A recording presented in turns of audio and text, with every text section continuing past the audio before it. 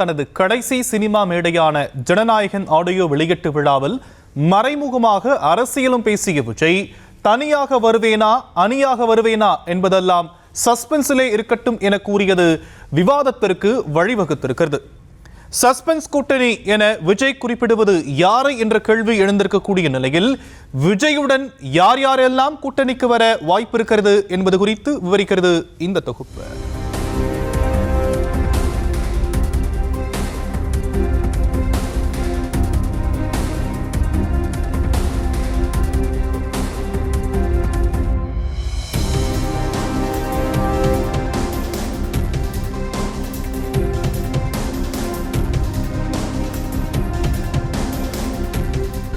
ஜனநாயகன் மேடையில் சினிமா சம்பந்தமாக விஜய் பேசியிருந்தாலும் அரசியல் ரீதியான விவாதம் தான் சூடு பிடித்து வருகிறது.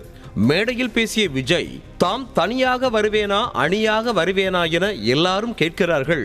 33 வருஷமாக மக்களோடு மக்களாக அணியாகத்தானே இருந்திருக்கிறோம் என்ற விஜய் இப்போதும் தெளிவாக சொல்லவில்லை என சிலர் சொல்வார்கள். அது சஸ்பென்ஸிலேயே இருக்கட்டும் என பொடி வைத்து பேசியிருந்தார். விஜயின் இந்த பேச்சை தேர்தல் கூட்டணிக்கான சமிக்ஞையாக சம்பந்தப்படுத்தி பல விவாதங்கள் எழுந்துள்ளன. அதோடு விஜய் யாரை மனதில் வைத்து இப்படியெல்லாம் பேசுகிறார் என்ற கருத்துகளும் நிலவி வருகிறது. அந்த வகையில் விஜயுடன் யார் யாரெல்லாம் கூட்டணிக்கு வர வாய்ப்பு என்ற இடத்தில் காங்கிரஸ் தான் முதலில் இருக்கிறது. சமீபத்தில் பேசிய காங்கிரசின் கூட்டணி பேச்சுவார்த்தை குழுவின் தலைவர் கிரீஷ் ஜோடங்கர் ஆட்சியில் பங்கு அதிகாரத்தில் பங்கு கேட்போம் என கூறியிருந்தது கவனிக்க வைத்தது. இதுவரைக்கும் காங்கிரசின் 2ஆம் கட்ட தலைவர்கள் மட்டுமே ஆட்சியில் பங்கு என பேசி வந்த நிலையில் தற்போது கிரீஷ் ஜோடங்கர் மாதிரி காங்கிரசின் மேலிடத்தில் இருப்பவர்கள் குரல் எழுப்புவதும் அதனை மாநில தலைவர் செல்வ பெருந்தகை ஆமோதித்து பேசுவதும் முக்கியத்துவம் வாய்ந்ததாக பார்க்கப்படுகிறது. எங்களுடைய கட்சி வளரணும், அதே போல வரப்படுத்தணும், எங்களுடைய வாக்குறுதிகளை மக்களுக்கு நிறைவேற்றணும் அப்படின்றது இருந்தால் அது வந்து ஆட்சி அதிகாரத்தில் பங்கும் அவசியமாகிறது அப்படின்னு ஒரு கருத்தை வச்சிருக்கிறது. இதுக்கு தமிழ்நாடு காங்கிரஸ் வந்து இதுவரைக்கும் யாருமே ஆட்சி அதிகாரத்தில் பங்குன்னு அதிகாரப்பூர்வமாக இங்கே கேட்கல.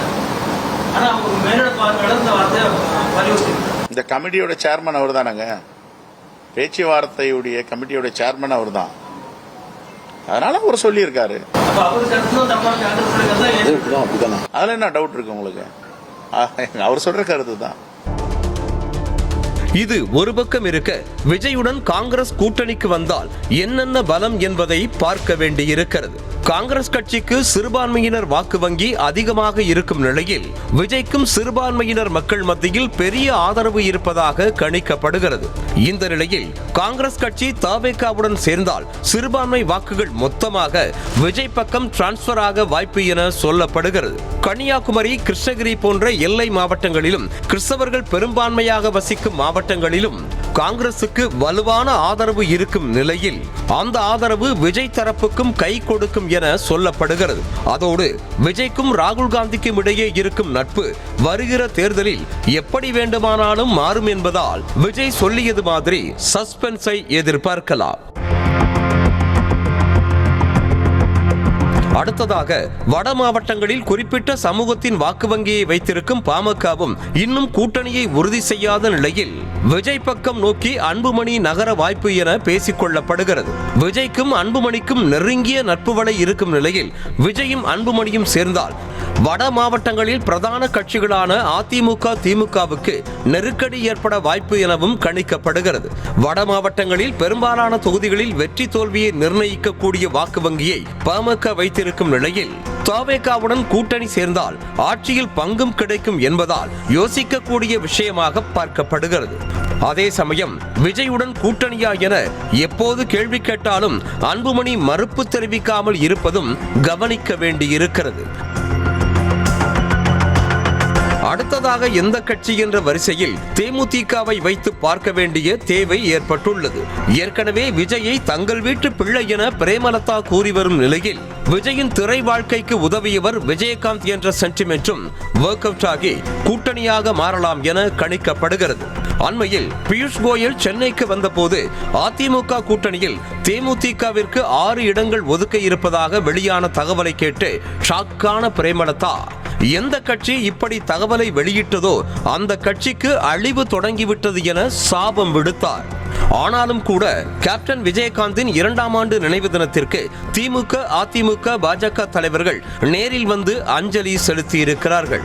விஜயகாந்த் அரசியலுக்கு வந்தபோது அதிமுக திமுகவிற்கு மாற்று என கூறிதான் வாக்குகளை அறுவடை செய்தார் என்ற நிலையில் விஜயுடன் கூட்டணி அமைத்தால் மீண்டும் அதே பிரச்சாரத்தை கையில் எடுக்கலாம் என சொல்லப்படுகிறது.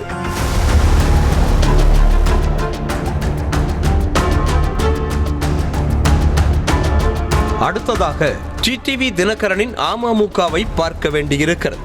தென் மாவட்டங்களில் வலுவாக இருக்கும் அமமுகவிற்கு ஒரே எதிரியாக இருப்பது அதிமுகவின் இபிஎஸ் தான் என்ற நிலையில் அந்த கட்சியும் விஜயுடன் கூட்டணியில் ஐக்கியமாகலாம் என சொல்லப்படுகிறது.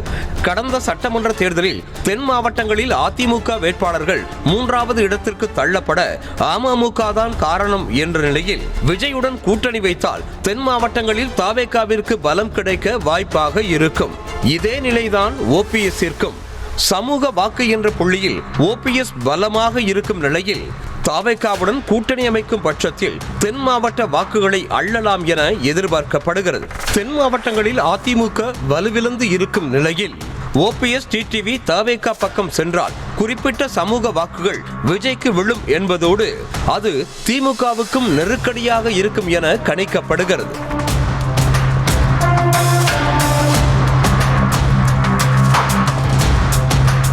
இது தவிர்த்து ஆட்சி அதிகாரத்தில் பங்கு கோரி வரும் புதிய தமிழகம் கட்சியின் கிருஷ்ணசாமியும் விஜய் பக்கம் செல்ல சாத்தியக்கூறுகள் இருக்கின்றன. தென் மாவட்டங்களில் பெரும்பான்மையாக வசிக்கும் தேவேந்திர குல வேளாளர் சமூக மக்களின் முகமாக பார்க்கப்படும் கிருஷ்ணசாமியின் மூலம் குறிப்பிட்ட சமூக வாக்குகள் விஜய்க்கு விழும் என எதிர்பார்க்கப்படுகிறது. இதேபோல பூவை ஜெகன்மூர்த்தியின் புரட்சி பாரதம் கட்சியும் விஜய் பக்கம் செல்லலாம் என சொல்லப்படுகிறது.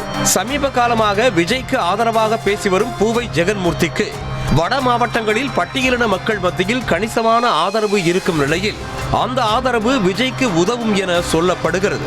அதிமுக கூட்டணியில் தொடர்ந்தால் ஒரு சீட்டில் மட்டுமே போட்டியிட வாய்ப்பு கிடைக்கும் என்ற நிலையில் 1க்கு மேற்பட்ட சீட்டுகளில் போட்டியிட விரும்பும் பூவை ஜெகன்மூர்த்திக்கு தாவேகா கூட்டணியை நாட வாய்ப்பு என கணிக்கப்படுகிறது.